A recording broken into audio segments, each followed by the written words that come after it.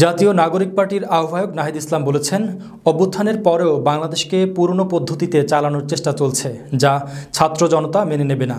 অবিলম্বে সংস্কার, গণহত্যার বিচার ও নতুন সংবিধান প্রণয়ন করতে হবে।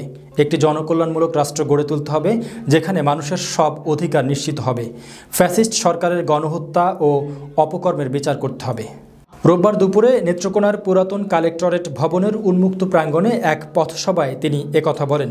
নাহিদ ইসলাম বলেন, ২০২৪ সালে ছাত্র জনতার ঐতিহাসিক গণঅভ্যুত্থানের মাধ্যমে ফ্যাসিস্ট হাসিনা সরকারকে ক্ষমতা থেকে হটিয়েছে, কিন্তু যে আশা আকাঙ্ক্ষা নিয়ে স্বৈরাচারকে উৎখাত করা হয়েছিল তা এখনও পূরণ হয়নি।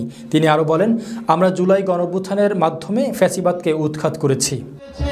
তরুণদেরকে ক্ষমতায়িত করে বাংলাদেশের সকল শ্রেণীর সকল বয়সের মানুষের জন্য একটি সুন্দর বাংলাদেশ উপহার দেওয়ার জন্য তরুণরা এবার বলতে চাই, তরুণরা কোনো দাবি নিয়ে রাজপথে নামতে আসেনি, বরং তরুণরা দায়িত্ব গ্রহণ করতে এসেছে।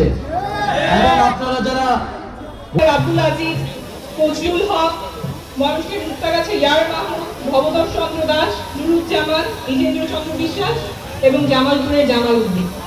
অনেক সময় আমাদের জাতীয় নাগরিক পার্টিকে বলা হয় আমরা তারা বিডিআর হত্যাকাণ্ড ঘটিয়েছিল, তারা শাপলার ম্যাসাকার ঘটিয়েছিল, তারা বিএনপির অসংখ্য নেতা কর্মীর হত্যাকাণ্ড তারা ঘটিয়েছিল, জামাতের অসংখ্য নেতা কর্মীকে তারা গুম করেছিল। এই সকল হত্যাকাণ্ডের আমরা বিচার চাই।